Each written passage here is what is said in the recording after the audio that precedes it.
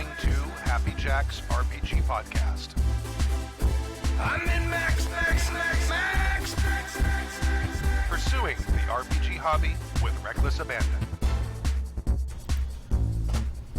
Why, hello, and welcome to Season 25, Episode 7 of Happy Jack's RPG Podcast. My name is Stu. My name is Kimmy. This is Tappy. And I'm Tomes. And welcome. Welcome, Tomes. I mean, you've not been on the Friday show before. I have never been on the Which Friday we can't show. believe. We were like, what? This is a very big fucking deal for me. Awesome. It's a big deal for us, too. We're excited. And just in case for those tuning in who do not know you, who are you and what do you do that makes you famous? So I guess if anybody's been listening in recent years, I'm the guy who runs Games on Demand at Strategicon, I guess, or, occasionally people will curse me for playing some indie hippie games. Right. But it all started like 9 years ago when I started listening to you guys, and I just moved back into the country.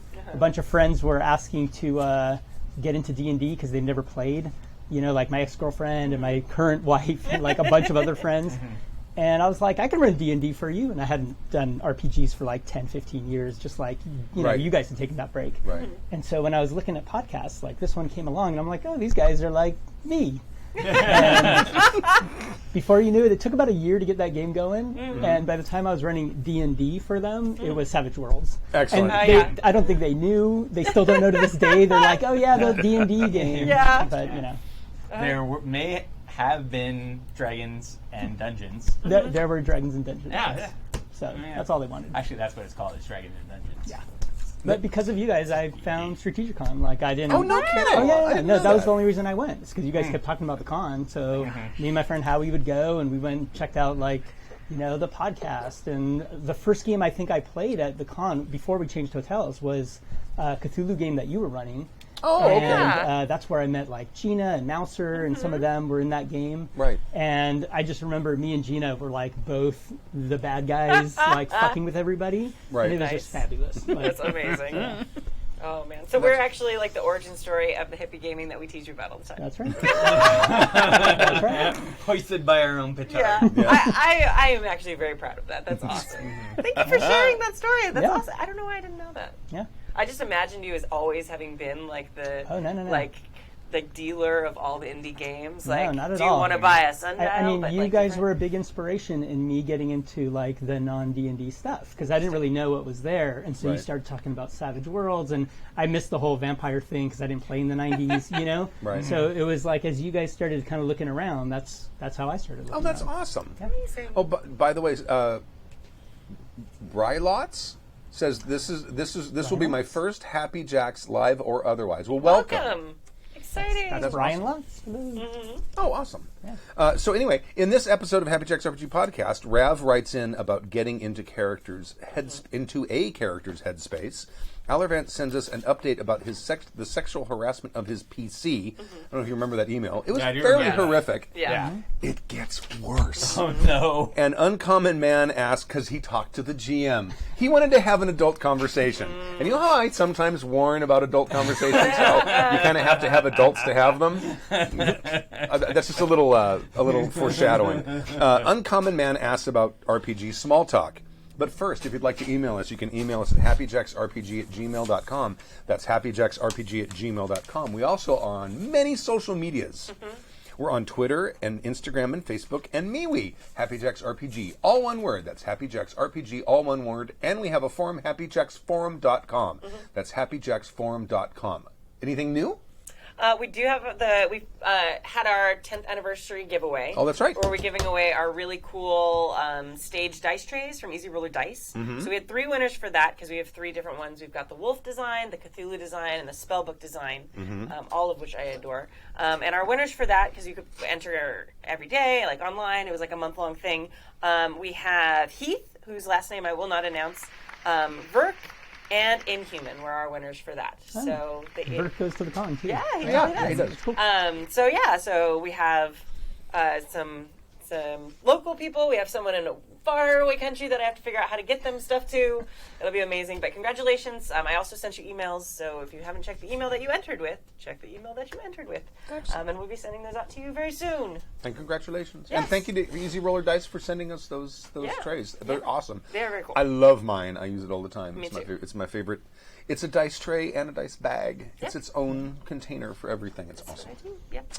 Right. And also, if you'd like to watch the show live, go to happyjacks.org/live. That's happyjacks.org/live, and you can do that. 7 p.m. Pacific time on Fridays. Yeah.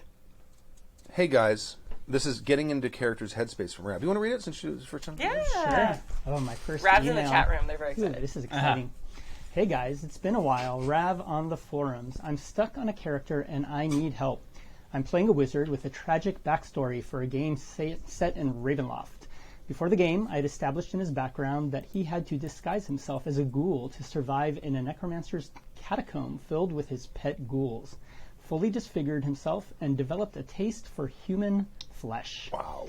After his escape, he wore a leather bodysuit under his wizard robes to hide and protect his disfigurements, and found himself in the mists of Ravenloft.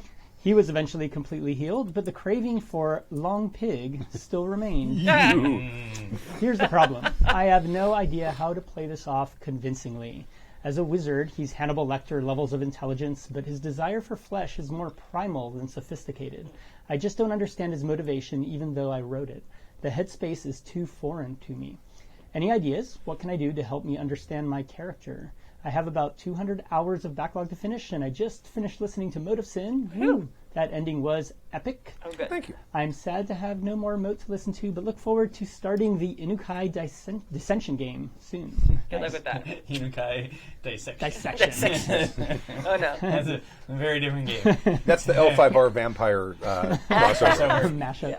Love you guys. Can't wait to catch up. Rav. P.S. It's not one of those games where everybody is evil to be evil. Those rarely work in my experience. Yeah. His predilections haven't really come up in game. It's really there to pepper his personality and make him more of a tragic character. Perfect for the DM to mess with in the setting. PPS, the DM callback. And PPPS, have a drink for me. Can't do it anymore. I will do exactly that. Yeah. This is my first PS drink ever on the show. I will do a PS So drink. good. Excellent. I am going to warn you before we actually get into the thing of your email. Hang in there through Inukai Dissension. I know I'm saying it wrong. Thanks. Dissection.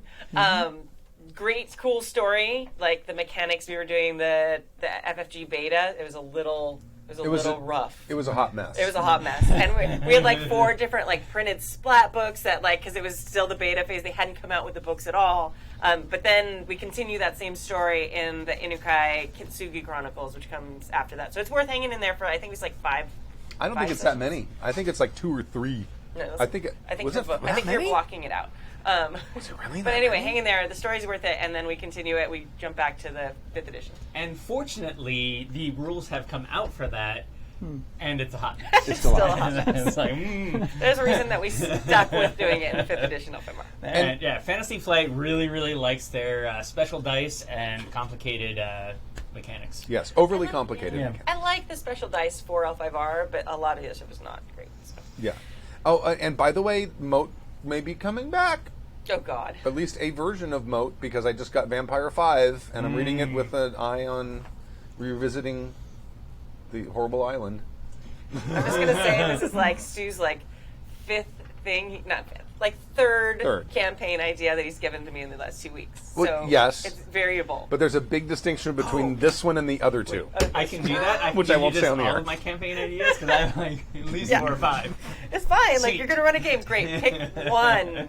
Pick one. Well, I'm thinking Traveler could end within 4 or 5 sessions, or it could go on for another 8 or 10.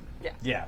It we have to decide at a certain point. Yeah. What'll happen. I'm So- fine. Just pick one and go with it. Stick with it. Remember the last week's email about being in a campaign and sticking with GMing that campaign? I am. It's just at this point I can see a possible ending in sight for the Traveler. Okay. So, Go ahead. I have a question for Rav. Okay. And that is, from this, I can't really tell, does he enjoy eating human flesh or not, because that's a real big distinction. Sure. Because if you don't enjoy it, then you're very much a tragic character to yourself. What if it's more of like an addiction? This is a What very if it's savvy something that conversation. when you're doing it, that's- you're enjoying it, but then you don't enjoy it when you're done? Yeah, Like carnally, but it sounds like as he opposed enjoys to, it, like- period. It's whether or not intellectually he, Because he mentions Hannibal Lecter, and Hannibal Lecter enjoys it. Period. Yes, absolutely. But see, is that But confusing? when he he says says- Hannibal Lecter levels of intelligence, so he's Yeah. kind of like playing with that But it's like metaphor there. that desire for flesh. Like there are ways that, like, it can be an addiction sort of thing where you enjoy it when you're doing it, and then when you're not, you realize it fucks your life. right. There's the I don't enjoy doing it. It's still kind of an addiction thing because you have to. Right. Or do you like it? Yeah. Rav is in the chat room. He says he does, but he hates himself for it. Okay, so that's the thing. So it's more like an addiction. Not Yeah. necessarily an addiction, Well, but it's... Think of it like being a vampire. Just you eat all of the flesh. Right. That would be my, like, if you've ever played a vampire character, that's what it sounds like to me. Mm-hmm. You just have to get your blood in flesh. Right. Interesting. I think... it's interesting because he says this is one of those games where it is not one of those games where everybody's evil to be evil, right? So it sounds like something that's specific to his character, right? And to me, I found in a lot of these games where, if I can't necessarily empathize with the character, right? They're doing something that I don't necessarily enjoy or whatever. Like, it's not so much about trying to figure out how to show that necessarily. Sometimes it can be really fun to just play with the things that are in between the lines, right? So it's not that you're there to try to show all the other characters or players that, this person is kind of depraved in their addiction or whatever, but maybe just like those hints are enough to kind of give people those little bits of like, ooh, that's weird or creepy or kind of like an unknown thing. Like, imagine if, you're sitting there at the tavern with a bunch of people and, people are asking you questions in character and you just decide to say, I didn't hear a thing you said. You just see me like eyeing this large chunky guy as he's like walking across the tavern, and there's a little bit of like saliva on the corner of my mouth. Like, you're not going in and doing the eating and like playing that game because maybe you don't enjoy that as a player. Right. But you're just kind of like playing with, some of those little tropes that gets everyone kind of questioning. You don't even have to do that much. When we're talking about motivations, you can have a motivation of my dad beat me when I was a child and never once tell people your dad beat you as a child. Sure. So like, you don't even have to do the like, I show people. It can be even like you have a lot of compassion for people who are forced to do things. Yeah. And never show them, or maybe somebody catches you, but you don't have to do anything overt. It's like coming to it from a place of compassion, I think, is a very kind of tragic thing. Oh, absolutely. And that's and what you do for other people is colored by how you feel about yourself and the things that you've done. But you don't have to go eat people or tell people I eat people or anything like that. Right. Yeah. Now, as far as like getting into the headspace, are we sort of at a consensus that maybe the best way for him to do that is to look at it more as an addiction? I think that would be a good way to go about understanding it, because that's what he's asking. He's like, Right. how do you help me understand my character? Like, I think that's something that's pretty relatable. Like, most of us like have at least some sort of reference point coffee. for that. Yeah. Right. Well, or a show that we've watched or something like Right. that. Video games. Yeah. Oh, sure, yeah. Because it's that feedback loop of this feels good. Right. Right? And so when you're feeling crappy or maybe you have some kind of withdrawals or things like that, it's like, You do the thing that gives you the endorphin hits, yeah. and then you feel better about yourself until the endorphin goes away, and then you realize, oh my God, I did it that again. thing Yeah. Right. I think that's the best way to. Yeah. I would say that one important thing to keep in mind is it's never too late to kind of backpedal.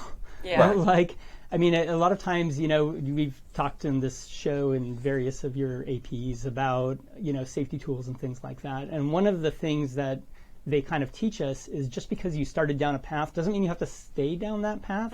So if you want to kind of go back and change the fiction a little bit, sure, we're going to kind of, play that game of, it won't be as consistent for the story or whatever. But if you personally, as a player, are not enjoying playing this character, that's not fun. So, do what you need to do. And I mean, it's also, it could be, in his backstory, he was stuck with this necromancer, so he was acting like a ghoul, and he was eating human flesh. And maybe he's gotten to the point, now he's out of it, he's like, okay, that's over, I'd never have to do that again. But somewhere in the back of his head, he's like, I did that. Or I want to do it again, but he hasn't. Right. So maybe he's not going around eating people. Right. But he, in the back of his mind, he has that sort of, he sort of started to develop a compulsion or an obsession with it. That could be an interesting story too. I once met a guy who was a salesman, and he made like a $40,000 bonus for something. I forget what he was selling, but he made a fuck ton of money. And then 2 weeks later, he woke up like in a crack house, basically, and he had gone on like this insane bender. All the money was, or all the money was The gone. bonus. And he didn't even like really remember it, except for the withdrawals. Wow. Oh my God. And so, like, that's a great way, I think, to play this situation. Is like maybe have vague memories of that and stuff like that, but all you know now is when I eat raw human flesh, it feels real good, and that's a problem. Yeah. Right. And I mean, I like Tomer was saying, like, it's interesting. Like, I don't think it necessarily has to be negative to the story in any way. Like, you can make a very interesting redemption arc. Yeah. So it doesn't have to detract from all. Maybe like he goes and finds religion, which Goes on a 12-step program. Yeah, something like that. Like Becomes a finding vegetarian. Yeah, like all these different things that are, and I mean that's an extreme example, but it's also not completely unrealistic to what some addicts end up having to do.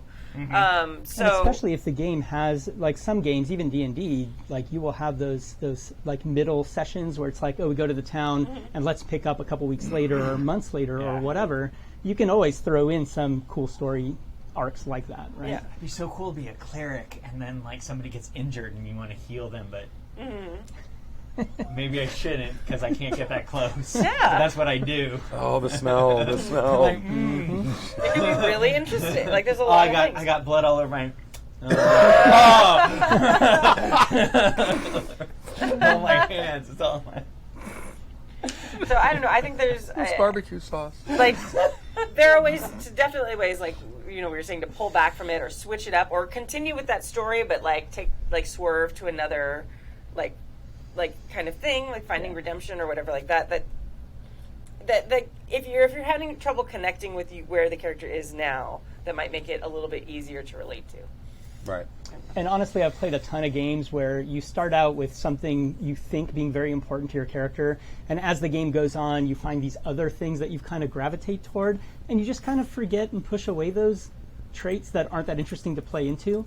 I mean, you can do that too. There's nothing wrong with just like moving on. People change, like motivations change as more newer things come in. Yeah. You know? Maybe that addiction gets replaced with another one. Right. Yeah.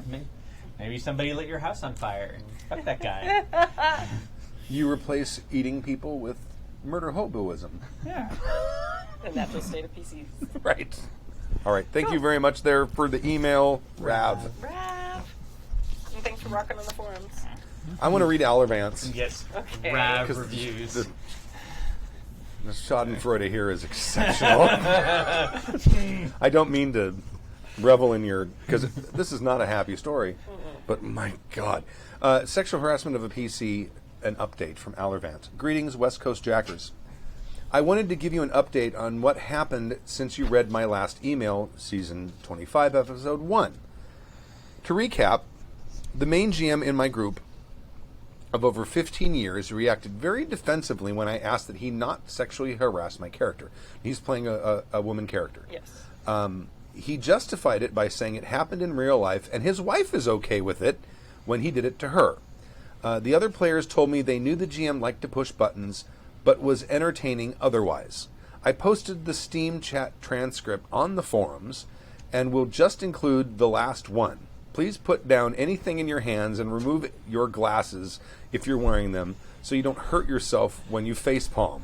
And you will facepalm, probably more than once. It was bad. I read the one on the forum. It was Oh, bad. yeah. Because this year's the wildest ride in In the a wilderness. Oh man. The idea now, if I the rest of this is the response from the GM, if I recall correctly. The idea of role-playing is playing someone or something that you're not. It's about stretching beyond your normal boundaries and encountering things that you would normally not encounter. If all you wanted to encounter were things that you've encountered hundreds of times before, then that's not really stretching your role-playing, and you might as well just be playing a fucking computer game at that point. Oh. And you've known for many years now what kind of GM I am and how I run my games. I'm one of those GMs who actually believes in role-playing. I'm going to start using my sarcastic God. shit here. With an E. Role playing. Not roll, R-O-L-L, or L-O-L playing. And as such, that means players... I should be reading this differently. You should. I am one of those GMs who actually believes in role-playing with an E, not role-playing with two L's. And as such... that means players are not always going to encounter things that leaves one in their comfort zone, thank you. But don't worry, since you made your discomfort known to me, and since I can't be sure what will make you uncomfortable, I will hold back and censor myself when it comes to running you and your characters, just to make sure that I don't do anything that you find uncomfortable. Just remember, it was your idea.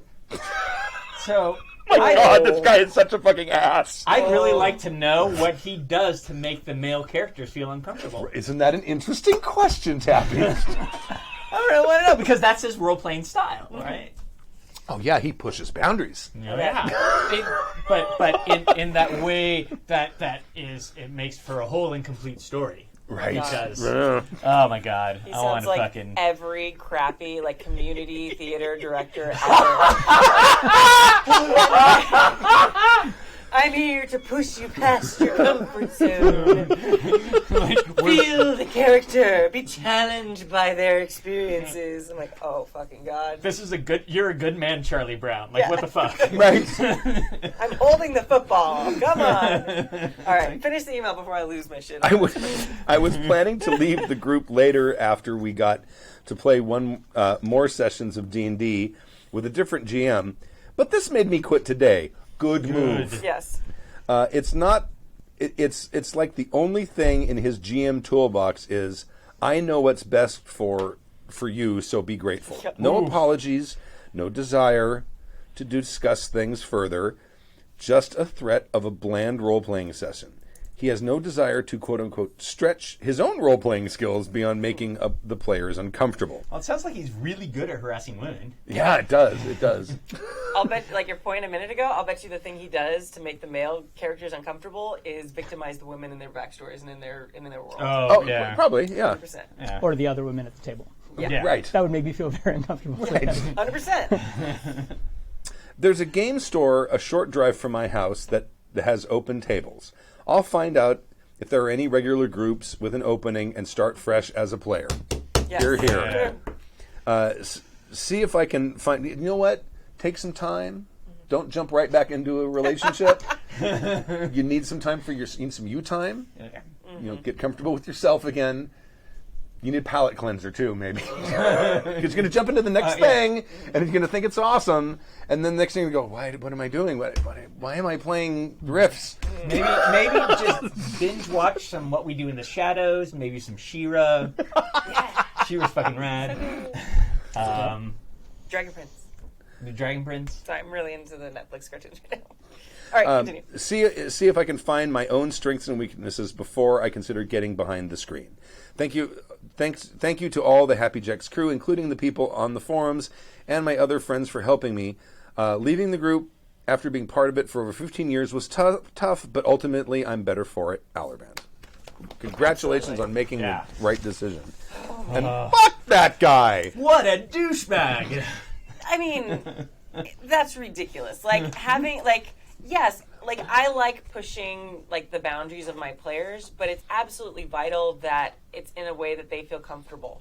Yes. And if any player ever came to me and was like, "Hey, this is making me feel uncomfortable," I'd be like, "I am so sorry. That was not my intention. What other things can we put on the table to make it so that doesn't happen again? That will never happen again." The fact that it was fuck you, you're lucky to have me, and you know that I'm like this, and oh man. No apologies. Yeah. But I am going to ask, make one more email from you, my friends. I would like you, just like my super feminist request here, reflect on, you've been gaming with this guy for 15 years. What maybe didn't you notice before when you were playing male characters or other types of characters that was suddenly thrown into contrast when you were playing a female character? Because he said he did it to his wife. Right, and his wife was right, but he's also been playing with him for 15 years, and this has never happened before.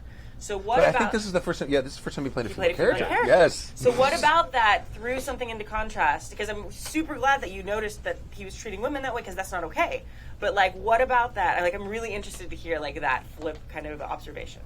So. Or in reflection, does he find that there was that he was sort of a player abuser the whole time, and he just never noticed it? Right. And maybe because of the severity or something? Right. Or like, was he targeting different things like Tappy suggested with the male characters? Is it more like your mentor got, like how did he, because he says he likes to push buttons. Like, how did he push the buttons That might just of these be male... a very misogynistic twist Absolutely. on how he pushes buttons. Yeah, 100%. Don't read the chat. Oh, God. Right, Okay. He means it facetiously. Oh, no, yeah. I know you, Ed. You're fine. I know. Should we tell the listeners what he said? Yeah, he says, well, women are weaker, -1 to strength. I feel your sarcasm. I feel your sarcasm aimed at me, and I'm taking it in the way it's meant, Ed. Oh my God, that's so terrible. We're friends. We're chat friends. We got it. I will say one of the way that a lot of the safety tool, whatever conversations are framed nowadays, especially in the beginning when you just want to bring up the topic. Yeah. It's less about going in and saying oh, what if we hit uncomfortable topics? Mm-hmm. And it's more about, hey, why don't we just start with something on the positive foot? What are we doing here? Mm-hmm. We're playing this game, and we're doing it because we all want to have a good time. Yeah. Right? So we're here to have fun, right? And we're prioritizing ourselves above the game. Mm-hmm. And that's a difficult thing to say to somebody who's spent a shit ton of hours preparing a game, or somebody who's going to a King convention and has paid a ton of money to go to a hotel and get in there and paying per game, for example, at Gen Con or whatever. Mm-hmm. And now I'm telling them, hey, we're prioritizing everyone at this table, people you may not even know, I mean, in this case they knew him, but people you may not know, above the game. Mm-hmm. But that's the way the safety conversation kind of starts, is saying you know what, that's going to be the priority, and then we're going to go from there, right? And one of the actually there was a podcast I was listening to just this week, which was on Misdirected Mark, which I know, friends of the show kind of thing, and they have an episode called Home Safety. So they've had lots of episodes about safety tools and whatever, but this one was specifically, hey, I'm playing with a home group for decades or whatever. Why would I need to use safety tools? There you go, right here. Here you go. But a lot of times, what people will, even if not an extreme situation like this, people will say, hey, I know my friends. We know each other's lines, and we know, what kind of things to cross and not cross, and I know I can make maybe these kind of jokes because they're cool with it or whatever, right? And so, even in that context, there's a lot to be covered around, what safety tools will bring into the table, right? Sometimes people just have a bad day too, right? So it's not I might know all of you guys and play with you all the time, but if you came home and you just started, maybe this week, you had a really shitty situation at work and somebody's yelling at you, and now I'm pretending to be your boss yelling at you, and that might just be really shitty and you're not into it, right? So that 100% happened to me actually at a con game. And I've told this story before, but I don't know if I've told this story in a long time. I had a horrible day at work, and there was a traffic accident with a student at my school, and I went with her to the hospital, and her mother was hit, and she was hit too, but her mother passed away in the hospital while we were there. It was a heavy day at work, and I went to the con a few days later, and I was playing with Bill, who's gamed with me for years and knows me well, one of my good friends, and in the story, there was a mom who died, and she was sending a letter to her daughter, and I lost it. And it's I just started sobbing with this table of Bill and Mary and people I knew who knew me well, knew my boundaries, but they just didn't really realize that boundary because I hadn't really talked to people about it. Right. Well, it was a brand new boundary. It was a brand new boundary that I hadn't even reflected on. I was like, oh, I'll go to the con. I won't think anything about it. And I lost my shit. I started sobbing, and I ran out of the room. Like, it was very dramatic. But, like, And this is with somebody who's there and cares about and you. knows me wants so to well. Yeah, totally. So, like, there can be things that you don't even know how you're going to react or you don't know are going to come in a game. So, like, safety tools are really important, even if you're gaming with people who know you so well, that are your best friends, that have best of intentions.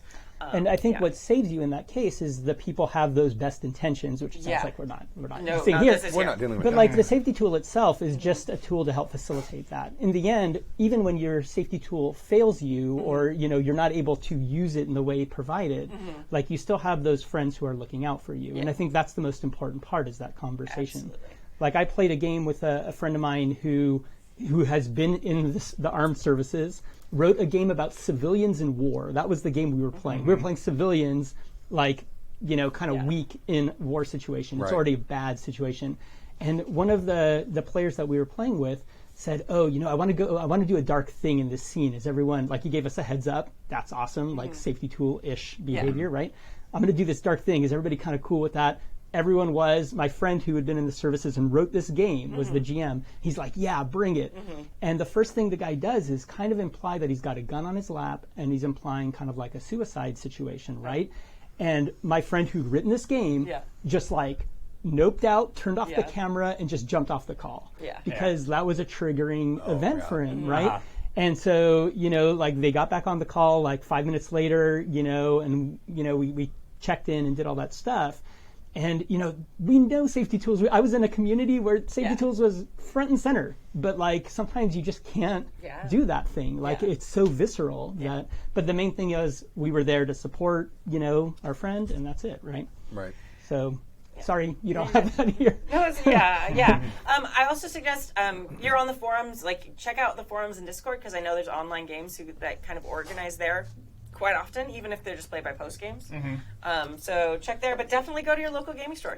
There is suggestions. One thing I want to sort of touch on in this is that there are games that are specifically for this, and when you're not playing a game that's specifically for this, I think the default should probably be that it's not it, and talk about if you want to bring it in. Right. There are games like Velvet Glove, which is very it touches on a lot of like very difficult things. It's set in the 70s, young women of color like being in a girl gang, and that's another one where you can die real easy. Bluebeard's Bride, another example. Like some of these are built to explore these kind of dynamics, right? And so I'm not saying that it isn't something that is necessarily intrinsically bad, but that's also not fun for 99% of the games. But the main thing is you're going in knowing that you signed up for this thing, right? Yeah. So if it absolutely is not the default for anything except games that are supposed to be for that. Is kind of what I'm saying here. And I don't know. Somebody should say something in the beginning. It's like, hey, I really want to touch on these themes.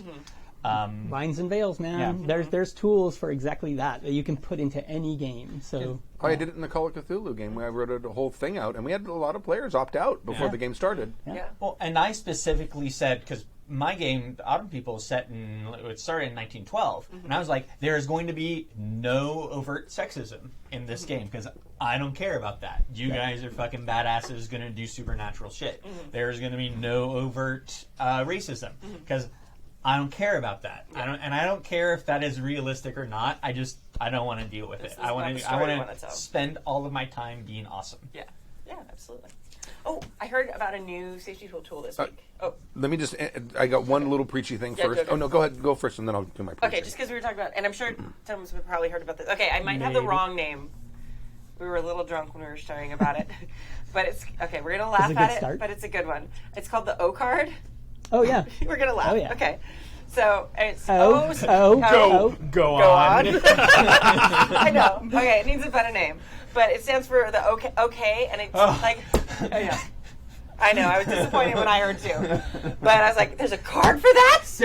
It's one extra letter. It can just be the OK card. I don't know if it's actually for that.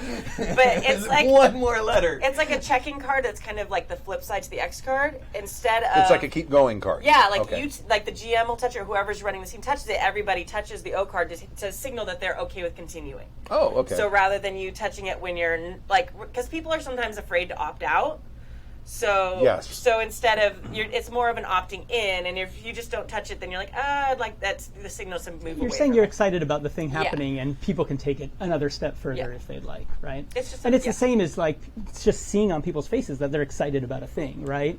I've seen another way that people do this is instead of like clapping or making kind of distracting sounds, because like if you're interacting with another character and I'm like, oh, this is so cool, I love this drama, and I'm going to show you that it's cool. Instead of me saying something or distracting you guys, some people do this kind of like quiet snapping, Right. Oh, like the where it's coffee kind of house like, thing. yeah, so you're kind of like clapping for like, yes, more of that shit, right? You look so dubious right now. On one He's hand, very disappointed that know. about the for O me- stands no. for. On one hand, for me, if people are touching a thing, I'm gonna look right at it. Yeah. What's going on goes right out of my mind, Yeah. and I would find that very distracting. Oh, I could. Yeah, On- I could kind of see that. Yeah. On the other hand, in Ten Revancho Zero, that's how you get experience by people Oh. saying this is fucking awesome, Right. and they basically do. Oh, the that's same actually thing. a game mechanic Yes. that's built into it, right? And so it does encourage people to kind of let loose a little bit more, get a little bit more into like trying to be dynamic or trying to be more, like putting themselves out there. Yeah. So I think we it's do, that we do advice, this but I a forgot what I lot was going to say. in online games. So I've been playing quite a bit more online games than I used to in the last 2 years. And one of the things that we've been encouraged to do, and you see this nowadays, is like in the little windows where you see the other players, like trying to show that you're into the scene, even if you're not in the scene, right? So like if the two people are interacting and I'm just like, yeah, or like doing those symbols, whatever it is, it kind of inspires the other players to be like, oh, okay, this is cool, like people are into it, and it's the same kind of concept. I feel like we need to rename it though. So like maybe Because I think it's the orgasm card. maybe it's the go card, so we can call it like the G spots, or There you go. Yeah, just put a G on the table and just everyone just touch the G spot when it's Getting better. that doesn't make it any better, but it's also funny. How about we call it the Gland's penis card? No one's touching that. No one's going to touch that. I'm sorry. All right, no, let me preach a little bit. Okay. He says something here, and I got to talk. Amen, Stu. See if I can find my own strengths and weaknesses before I consider getting behind the screen. I just want to let you know something. There is not one person I have ever met in my entire life, except maybe for the jackass that you were playing this game with, who the first time they GM'd felt they were prepared to GM. Seriously, right? Or the last time that I Right. played it. That's right. The very first time that you pick up a gaming book and you say, "I want to try to run this," you go into it right off the bat thinking, "I'm way over my head. I'm not. What am I doing right now?" I mean, that's what's going on in everyone's head, especially the first time you GM. So take the lead, man. Yeah. Just take the lead. Yeah, it will be terrifying and fantastic. It may not be perfect, but you know what? You will have done it. You've got experience under your belt. You've maybe have made some mistakes you're going to learn from and maybe not repeat again. You might write in a good letter afterwards. Yeah. Right. Ah. Or someone of your players might write it afterwards. They won't. They'll be fine. You'll No, be they won't. fantastic. Just don't tell them about the show until you get better. But seriously, if you wait until you feel like you're perfectly prepared to GM, you're going to be waiting forever. Yeah. Just jump in and do it. So I got two fun stories And that about way, that. and that way, you can be the kind of GM that won't do what this guy did and show players, hey, look, you don't have to be a douchebag to be a GM. Another way. Amen, Stu. So, go ahead. I'm backing Stu up here with one story that is kind of like apocryphal. I don't know if this actually happened, but supposedly a teacher had a pottery class, and he broke it into half, and he told one half of the class, you got to make me 50 pots. That is how you get an A. If you make 40 pots, you get a B, 30, you get a C. And then the other half says you make one pot, and how good it is determines like what your grade is. And without fail, every single person who made 50 pots did better than anybody who made tried to do one perfect pot. Oh. Absolutely. Because you're trying, you're failing, you're learning, you figure out what you like, and you're just going to get better at it. Sitting down and staring at a thing saying, what would I do when my players do X, is not going to make you a better GM. No. The other thing is one of my favorite quotes from Neil Gaiman is somebody asked him, how do I become a writer? And he said, declare yourself a writer. Write every day. Right. That's it. Yeah. So declare yourself a GM every week. And that's how you become a GM. Yeah. Absolutely. I will say one other thing. He was talking about finding new groups, right, and going to the local game shop. Fantastic idea. One thing that I did a couple of years back is start a meetup. And, that's one thing you can do, especially if there's certain kind of games that you're into that the game store turns out maybe doesn't cover or whatever, whether that's like, in my case, I was into like all these indie hippie games, but like, there was, there's, if you were into vampire and they don't have vampire games, it's just D&D or something or whatever, right? Then, starting little meetups and that are specific to what you want to do, because you want to play the game that you want to play. That's the one you're going to be motivated to get better at and keep running. Yeah. And so find a venue to do that. And there's a lot of online games now. Some you can find for free off of Roll20 or whatever. Some are communities that you might have to pay for, but that's another great vector if you don't have a local scene. Excellent. Like malaria. Yeah. Good vectors. All right. And RPG Small Talk from the Uncommon Man. Who would like to read it? Doing it? That's RPG Small Talk. Dear Inexorable Sages, I think I have a question that hasn't blessed your ears before. Ooh. How do you handle small talk when you meet other gamers? A while back, I attended a family dinner. I'm usually the nerdy one, but I discovered that my jock cousin, muscular dudes with hair from shampoo commercials, had started to play Dungeons and Dragons. Nice. Awesome. And he hadn't started just recently. They had played for over a year. My first reaction was a warm feeling at the bottom of my heart. I love tabletop RPGs, and I think it's the best pastime there is. If more people played it, the world would be a better place. But then, dear sirs and ladies, I noticed my cousin's facial expression. My cousin usually a suave cat. He's popular, charismatic, and know how to talk in italics. If you know what I mean. You broke Sue. That's funny. And he knows how to talk in italics. But now he looked goofy in a bad way. Oh, you discovered his nerd. Yeah. He opened his mouth and started to tell me about the one... let me tell you about my characters. Wow. Yeah. The one time the druid of his party used wild shape to transform into a crocodile for hilarious reasons. He talked quickly and too loudly, but I didn't really listen. My pulse was raising, I was holding my breath, and I was just waiting for a gap in his monologue to instead tell my story of when our druid used wild shape to transform into a chicken for hilarious reasons.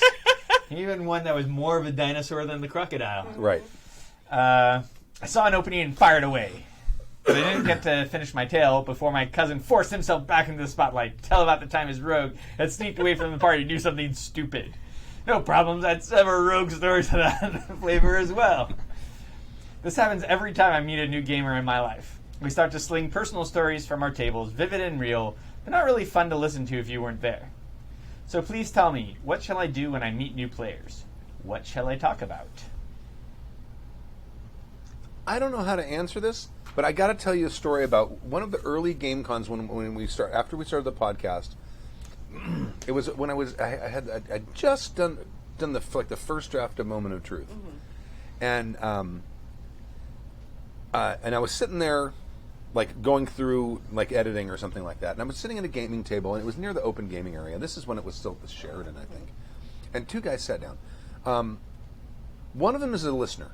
I can't remember his name, and he was a big Pathfinder guy. The other guy was a guy who used to work fair, silver-haired guy, real nice. Yeah. I can't remember his name, but he was a big 3.5 guy.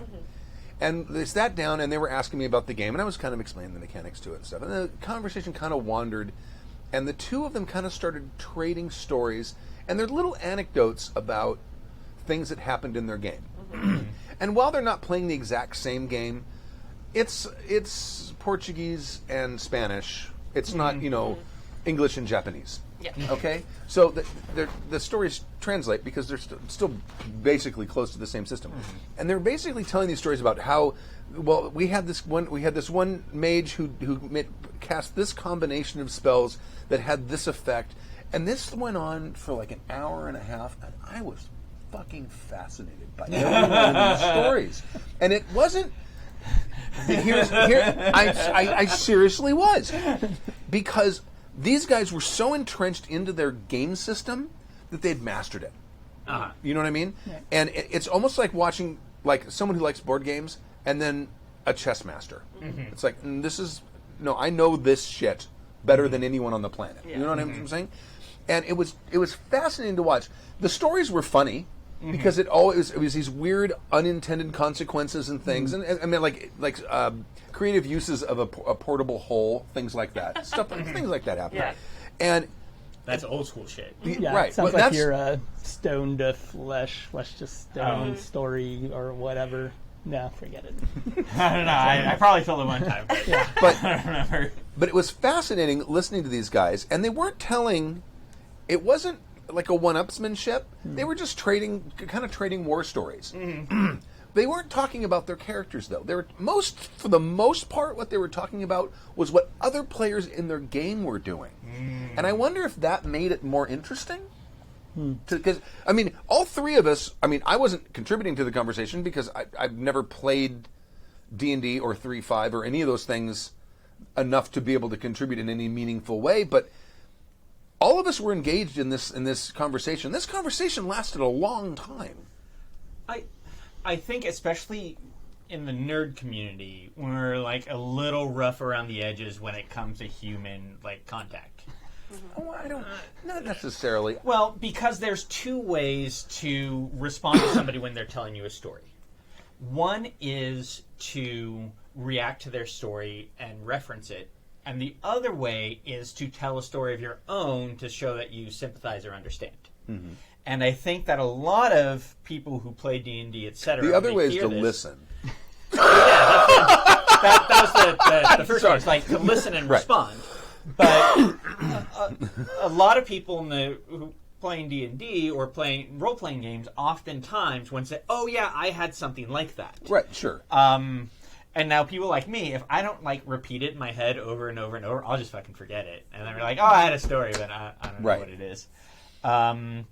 But figuring out how to listen, as opposed to tell your story immediately, might be a way to deal with it. I don't think it's necessarily bad to tell stories to show that you sympathize with somebody. Not at all. But I think that's what this kind of turns into. Is oh, I had something like that.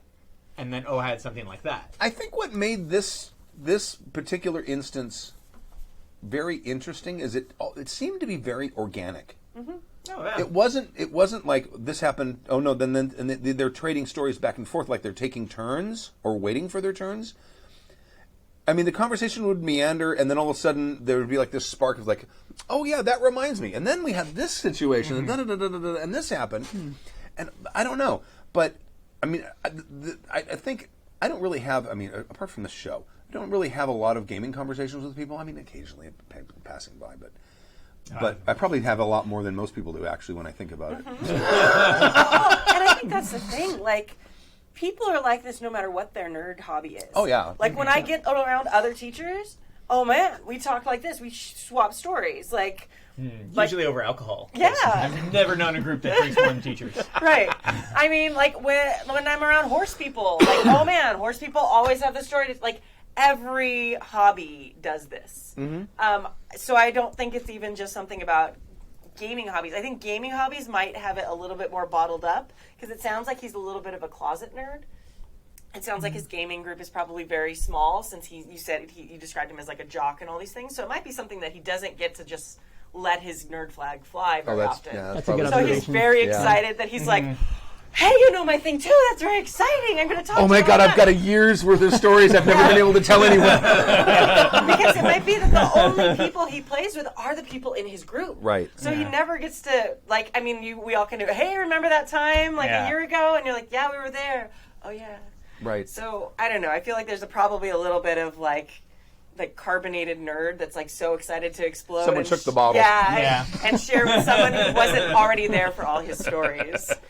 I wonder if, I mean, it sounds like you were just trying to one-up him. Like that's the impression I got from here. But like, if somebody came up to me, like my brother, we used to play D&D when we were kids, but he hasn't played RPGs in decades, and I know he looks down on me for doing it, right? Like, it's like, why are you playing this nerdy ass kid hobby, right? And so, you know, if he suddenly came to me and had gotten excited about it, like on the one hand, I totally want to listen to him because I'm like, oh wow, I did not expect you to get back into this shit. This is awesome. On the other hand, I kind of would want to educate this person on the fact that there is a concept, which is, let me tell you about my character and how boring it is to listen to people talk about that stuff. And you're educating them. It's not like you're saying, you're telling me a boring ass story. You're saying, oh, what you're doing is very similar to this concept where people tell each other boring ass stories. Right. And then from there, you can just kind of see where you go. That's why I named my first collection of music, Let Me Tell You About My Character. I don't know. There's some really good Well, stories. But this is the thing. Like, if the story is boring, and I don't know if I got that impression here, it just, again, it sounded like that one-upmanship It almost thing. sounded like they weren't listening to it. But if that story was boring, because that's happened to me, I've been at a con and somebody would be like, oh, I just came out of this game and then blah, blah, blah. And I'm like, I could give a fucking shit. I just came out of a game too. I don't need to hear or talk about my story. You know, I have no idea what that's like anymore. but sometimes what I want to hear is what makes them excited about that, like in a succinct way, of course. Right. So sometimes that question is, hold on, what was the most interesting thing about that game? Or what did you do with your character that you've never done before? Or something that gives them like something to answer that's very specific and leading instead of just rambling on about some 4-hour game. That actually just solidified what we've been trying to do with the con shows, which have basically just been a retelling of the things and trying to turn it into exactly that. Yeah.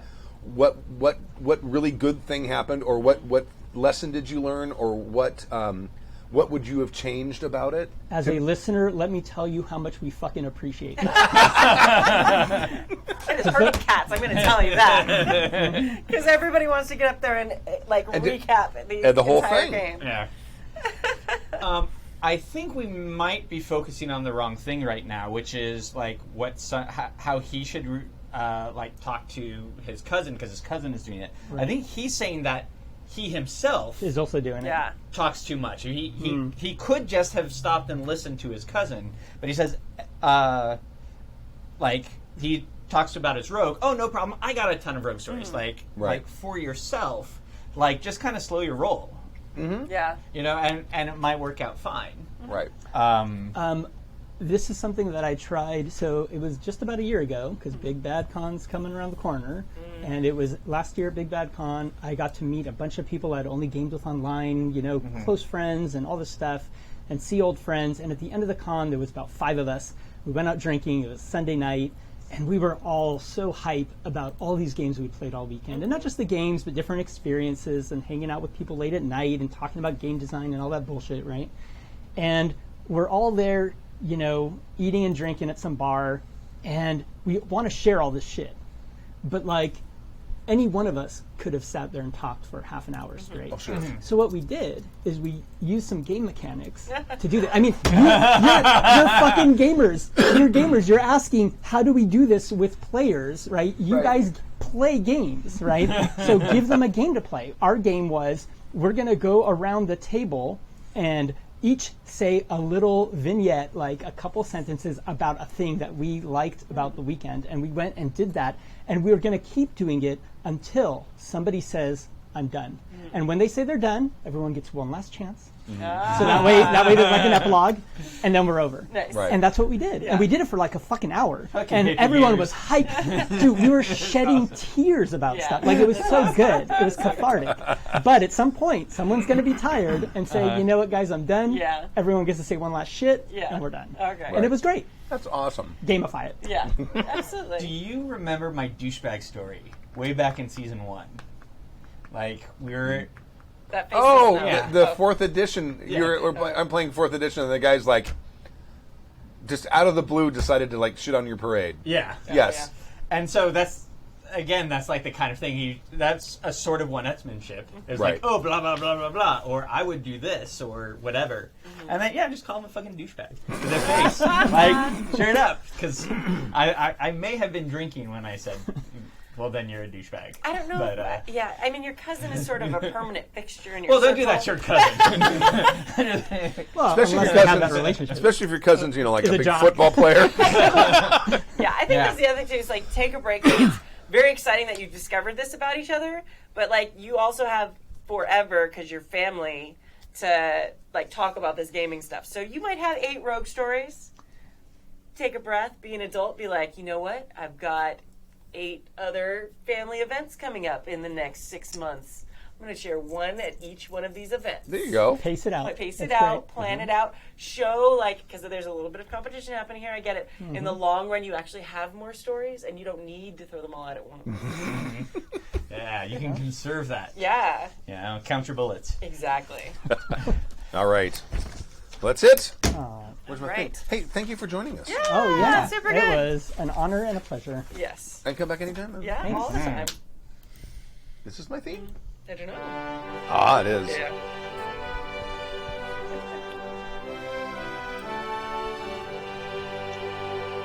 I'm only bummed it's not the old. Can't use the old theme anymore. We'll just figure out the feedback. Thank you for joining us for season 25, episode 7 of Happy Jack's RPG Podcast. My name is Stu. My name is Kimmy. This is Tappy. And Tomes. And thank you, and we will see you next week. And after that, we'll leave you with a song. Yep. The show won't start on time, the wait won't be in vain. For the host will drink and gather on till no emails remain.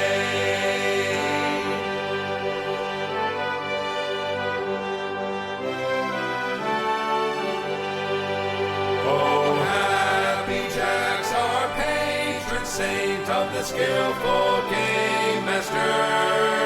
Oh, guide us well with yes ending to avert a disaster.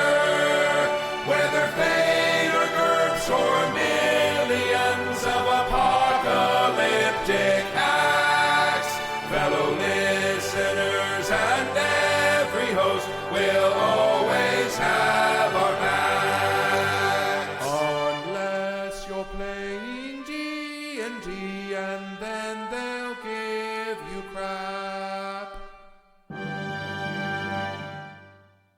Bacchus must now his crown resign. I am the only god of wine. Only god of wine. 'Tis not fit that wretch should be. Tis not fit that wretch should be. In competition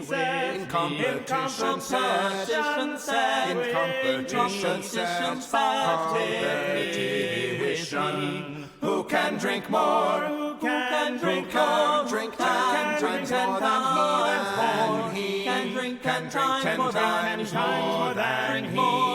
Who can drink 10 times more? Drink 10 times more than he. Make a new world. Make a new world. Divine world. Start make a else but wine. A new world. Powers divine. A world. Make a new world. Start with nothing else but wine.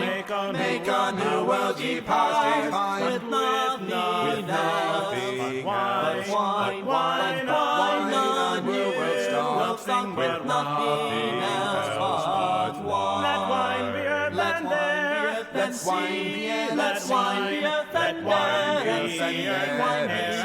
Let wine be earth and air.